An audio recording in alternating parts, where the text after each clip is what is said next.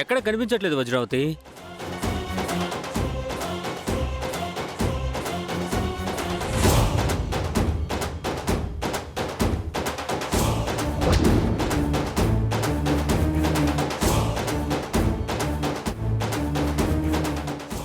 వజ్రావతి వచ్చేసిందండి ఈవిడ. అక్కొచ్చేసింది. తెలుసు. వదిన గారు,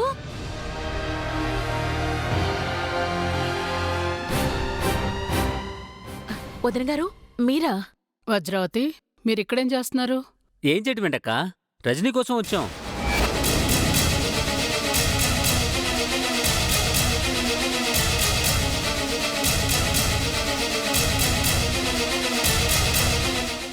అమ్మా శారదాంబ, ఏం చెయ్యమంటావమ్మా?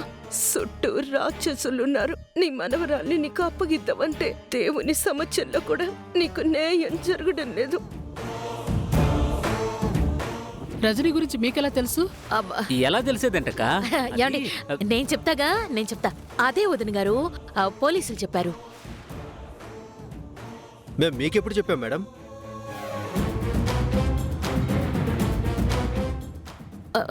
పోలీసులంటే మీరొక్కరే కాదు కదా సార్, సిఐ గారు చెప్పారు.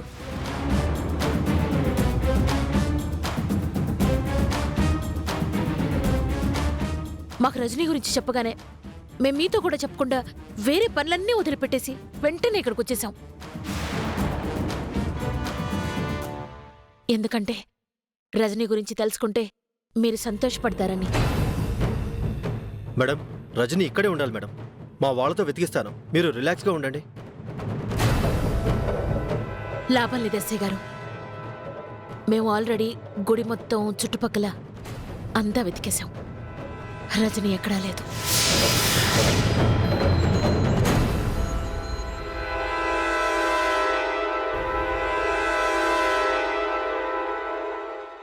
ఎస్ఐ గారు, మీరు వెంటనే మీ వాళ్ళకి ఫోన్ చేసి రజనీ ఎక్కడుందో ఆ ఫోన్ సిగ్నల్ ద్వారా తెలుసుకోమని చెప్పండి.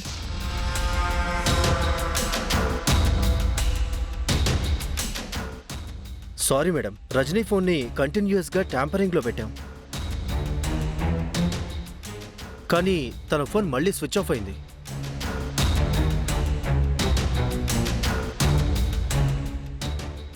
అంటే నాకు రక్తమిచ్చి బతికిచ్చిన ఆ ప్రాణదాతను నేను చూడ్డం కుదరదా?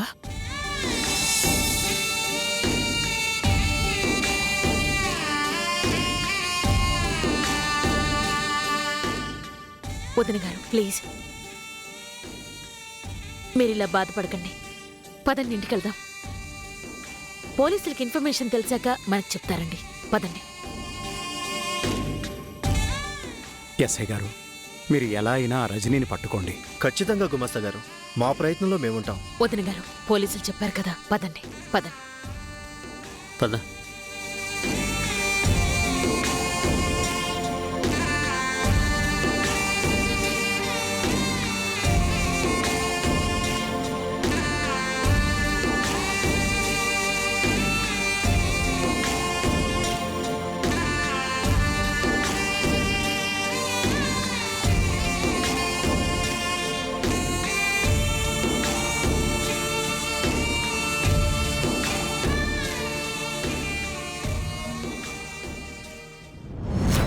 ఏంటెస్ఐ గారు, చిన్ని దొరకలేదా? అవును సార్.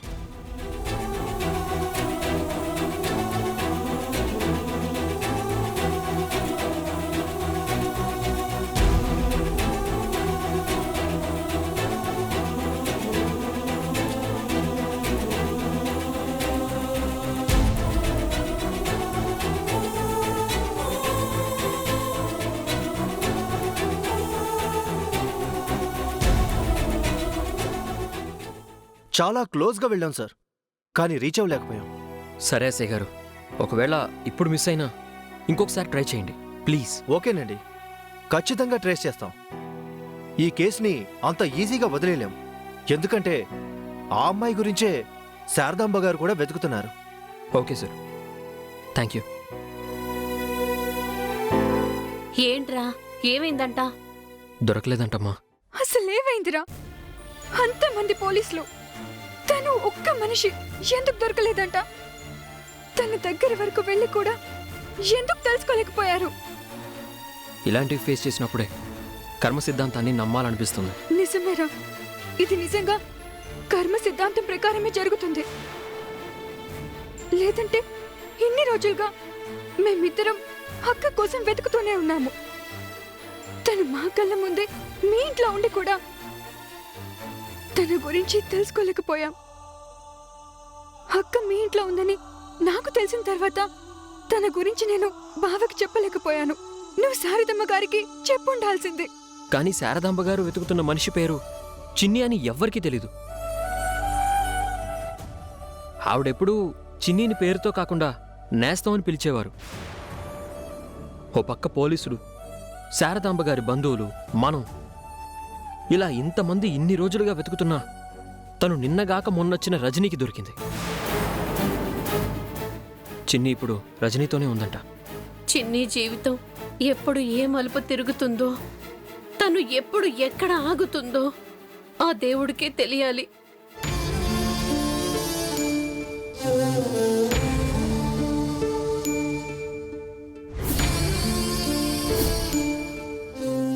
మా ఇది బాగుండదమ్మా? ఈ మాదిరి పరుగులు తీయడం బాగుండదా? ఊరికి పోతే పానం పోతాదని గుండె లొగ్గు పట్టించినావు. మరి ఈడుంటే పానాలుంటాయా? అట్టా అని మనకెవరైనా రాసివ్వగలరామా?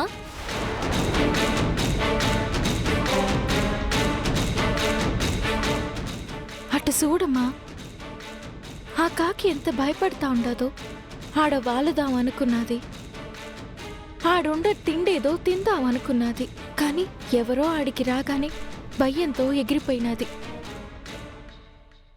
ఆ మడిసి వచ్చినది దానికోసం కాదమ్మా, కాని దాన్ని యాదో చేసేస్తారేమో అని భయం. ఒట్టి భయంతోటే అది పారిపోయినది. ప్రతి చోట అదట్టా భయపడతానే ఉంటాది. బతకలేక అట్టా అరుస్తా ఎగరుతానే ఉంటాది. మనం చేస్తుండది అదేమ్మా.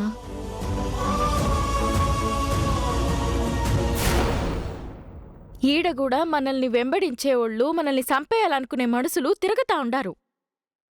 మరి ఆడుండేదానికి ఈడుండేదానికి తేడా అయ్యిందిమా.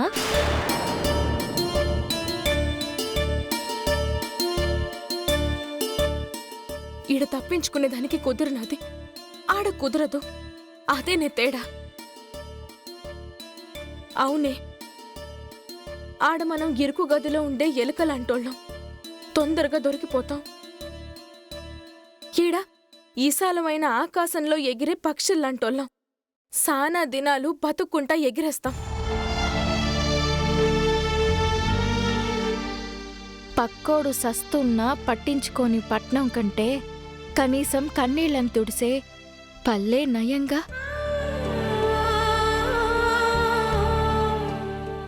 మా ఊరెళ్ళిపోదమ్మా.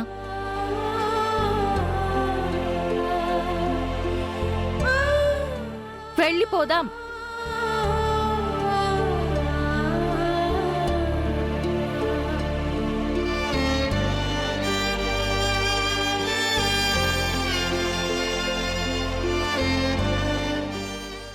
పోనీ ఒక తూరి నేస్తం కాడికైనా వెళ్ళి చూసొద్దాం.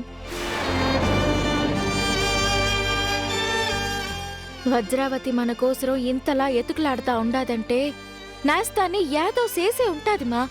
ఆ దానికే ఒక తూరి మన ఇద్దరం కలిసి ఆ ఇంటికి పోయి చూసేసొద్దాం.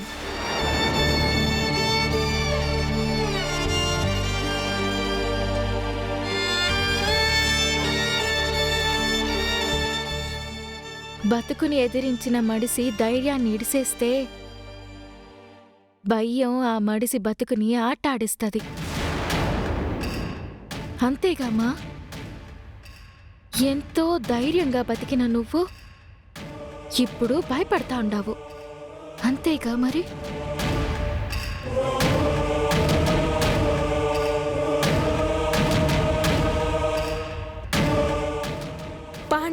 ఇంటికి పోదాం.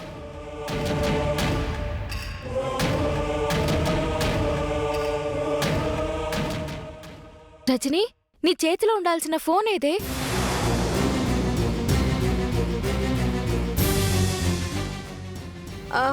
అది ఆడ గుడికాడ యాడ్నో పడిపోయి ఉండాది. పోయి ఎతుకుదాం పానే. అది యాడ పడిపోయినదో కూడా గుర్తులా. యాడని ఎతుకుతాం? అయినా గిడ్సైవే. అది కనపడదని కాదే నీ ఆలోచన, మనం ఆళ్ళకి కనపడతామేమో అని కదా.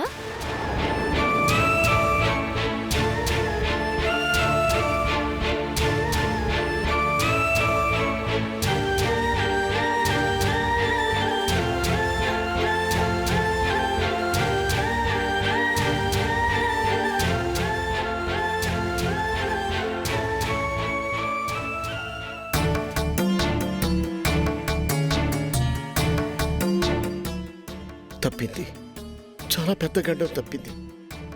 తప్పకపోయి ఉంటే నా కూతురు జీవితం ఏమైపోయేది? అడుగుతుంటే చెప్పరేంటి స్వామి? అడిగేది నిన్నే.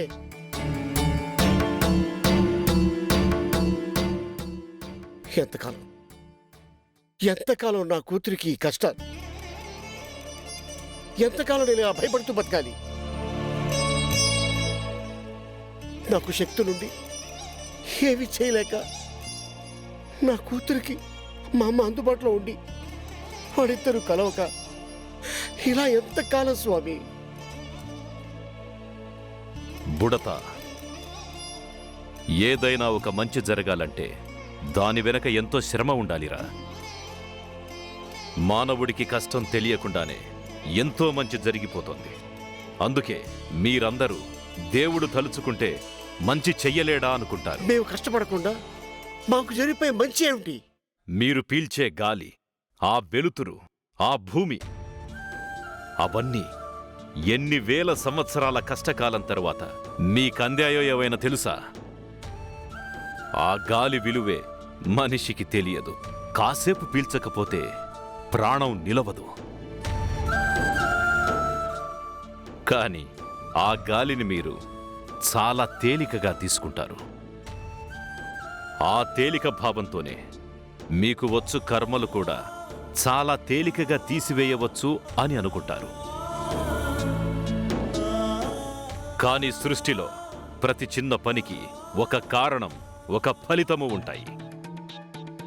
చీమని పక్షులు తింటాయి, పక్షుల్ని పాములు తింటాయి, ఆ పాముల్ని మళ్ళీ పక్షులే తింటాయి, ఆ పక్షులు చచ్చాక మళ్ళీ ఆ చీమలే తింటాయి. ఇదంతా సృష్టి చక్రం, ఒక ధర్మం ప్రకారం నడిచే సృష్టి చక్రం. ఈ సృష్టి చక్రంలో మనుషుడు చేయు పాపపుణ్యములు కూడా ఆ ధర్మానికి కట్టుబడే ఫలితాల్నిస్తాయి. నీ జీవితంలో జరుగుతున్నది అంతా నీ కర్మఫలము, గత జన్మల పాపఫలము. సరే, నా గత జన్మ పాపాల ఫలితమే అనుకుందాం. కానీ మా అమ్మ నాన్న చేసిన పుణ్యం నాకు దక్కలేదా? తల్లిదండ్రుల పాపపుణ్యములు వాళ్ల పిల్లలు అనుభవిస్తారని భూలోకంలో మానవులు అనుకును మాట. ఆ మాటలో కొంత నిజం లేకపోలేదురా. జీవుల పాపపుణ్యములే వారికి ఎటువంటి బిడ్డలు పుట్టవలెనో నిర్ణయించునవి. కాని ఆ బిడ్డలకు కూడా గత జన్మ పాపములు ఉండును కదా. అందులకే వారి ఆ పాపములు ఈ పుణ్యముల ప్రకారము ఫలితములు అనుభవించుచుండును. మీ తండ్రి గత జన్మలో చేసిన పుణ్యము నిన్ను అతనికి బిడ్డగా పుట్టించినది. ఈ జన్మలో చేసిన పాపము నీ ఆయుష్ మీద ప్రభావము చూపించినది. నీ గత జన్మ పాపము ఆ ప్రభావమును పెంచి అర్ధాయుష్కుడిగా మరణించునటుల చేసినది. కాని నిన్ను కన్న మాతృమూర్తి చేసిన జన్మజన్మల పుణ్యము నీవు మరణించినను నీ ఆత్మని నాలోకమునకు రాకుండా ఆపినది. ఆ తల్లి చేసిన పుణ్యములో ఆ మాత చేతి అమృతపు ముద్ద మేము తినుట వల్ల వచ్చిన పుణ్యము కూడా ఉండినది బుడత. అవును, ఆ పుణ్యఫలము ఆమె బిడ్డ ఒకటి చేత నీ కర్మఫలములో జమ చేసినాడా విధాత. అందులకే నిన్ను నీ తల్లి దగ్గరే ఉండేలా చేశాడా సృష్టికర్త. కాని నువ్వు చేసిన గత జన్మ పాపము నీ కోరికను తీరనివ్వకుండా చేస్తున్నది. కానీ ఇలా ఎంతకాలం స్వామి, ఎంతకాలం ఈ కష్టం ఉంటుందో చెప్పండి. మీరు దేవతలు, మీకు తెలియకుండా ఏదీ ఉండదు. చెప్పండి స్వామి. నాకు ఈ కష్టం ఇంకా ఎంతకాలం చెప్తే నేను అప్పటి వరకు ఎదురు చూస్తాను. నేను ఇంకొక మాట కూడా మాట్లాడండి స్వామి. బుడత, మానవ జీవితానికి భవిష్యత్తు అనున్నది ఊహ మాత్రమే. కానీ ఈ భగవంతునికి బాగా తెలిసిన ఆట. ఆ ఆట గురించి అన్ని జీవులకు తెలియుట ప్రమాదకరం. అందులకే జీవులకు భవిష్యత్తు గురించి చెప్పుట దేవతలకు నిషిద్ధము. భవిష్యత్తులో నీకు జరుగు విచిత్ర కర్మలు ఎన్నో కలవు. నీ కర్మఫలము పక్వానికి వచ్చిన క్షణమున మాత్రమే అవి నీకు తెలియను. అంతవరకు నీవి భారమును మోయక తప్పదు.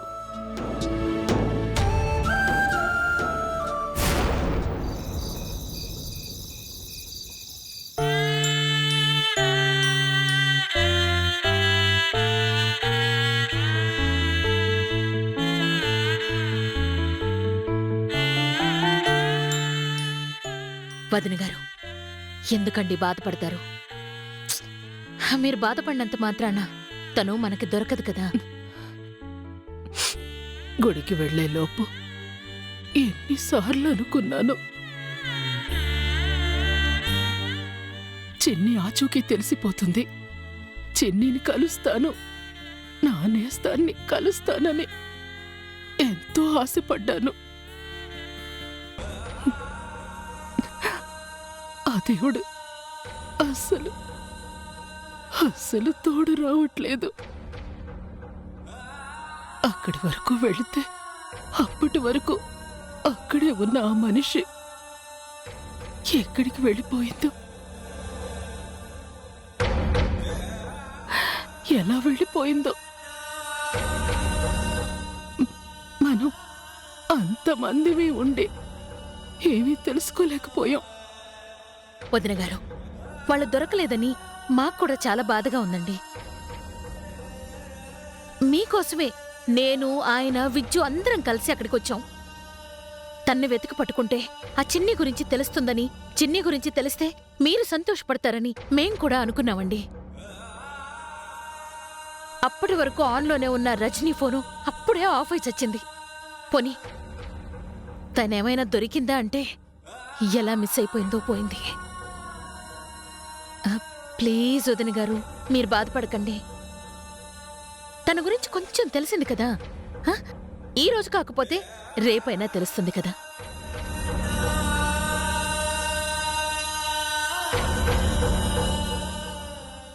బాధపడకండి వదిన గారు.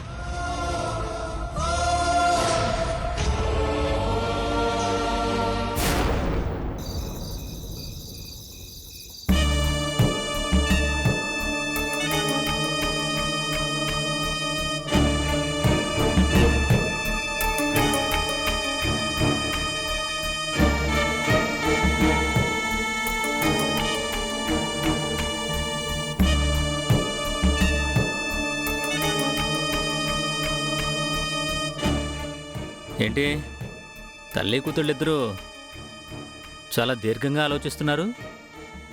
ఇంత కష్టపడి నంబర్ ట్రేస్ చేసిన ఆ రజనీని మాత్రం పట్టుకోలేకపోయామండి.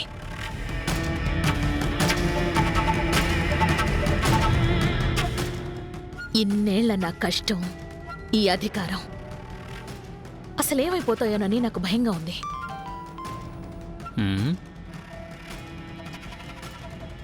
అబద్ధాలతో మోసాలతో ఎంత పెద్ద బిల్డింగ్ కట్టినా అది కూలిపోవడానికి 1 నిమిషం చాలు.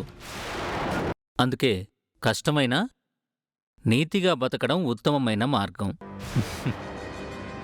కొటేషన్ బాగుంది కదా వజ్ర? నాకొక మెసేజ్ వస్తే చదువుతున్నాను. సారీ. చాలా అప్సెట్గా ఉన్నాను. చాలా బాధగా ఉంది విజ్జు, చాలా బాధగా ఉంది. నాకు బాధ లేదు మామ్, జస్ట్ ఆలోచన ఉంది. ఒక్కటే ఆలోచన ఉంది. ఏంటది? ఆ సీనుగాడు గుడికెందుకొచ్చాడా అని. ఎస్ మామ్, వాడు అత్తయ్యతో కలిసి గుడికి ఎలా వచ్చాడు? ఎలా ఏంటి? కారులోనేగా వచ్చింది. అవును వజ్రా, కారులోనే వచ్చాడు, నేను చూశానుగా.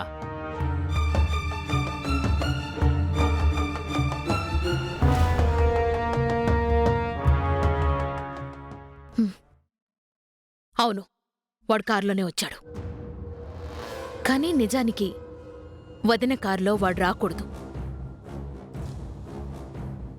ఆగిపోవాలి, ఎక్కడైనా దాక్కోవాలి, వీలైతే తప్పించుకోవాలి, లేకపోతే వదినని గుడికి రానివ్వకుండా చెయ్యాలి. కాని వాడొచ్చాడు, వాడే అత్తయ్యని తీసుకొచ్చాడు. అది కాదు వజ్రా, సీనుగాడు అక్కతో కలిసి గుడికి రావడాన్ని మీరెందుకు అనుమానిస్తున్నారు? మీ అక్క గుడికి వెళుతోంది రజని కోసమేనని వాడికి తెలుసు. రజని దొరికితే ఆ చిన్ని దొరుకుతుందని, చిన్ని రవణమ్మలు దొరికితే వాడి బండారం మొత్తం బయటపడిపోతుందని వాడికి తెలుసు.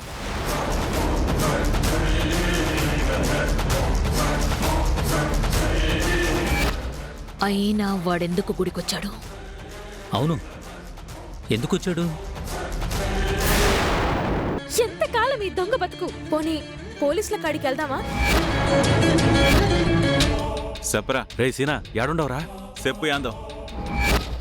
ఆమె మన ఊరికొచ్చి ఊరికే పోయినదనుకున్నాం గాని ఊరికే పోలేదురా, నీ ఫోటోలు తీసుకుని పోయినది. మీ అమ్మది మీ చెల్లిది ఫోటోలు తీసుకునేదంట.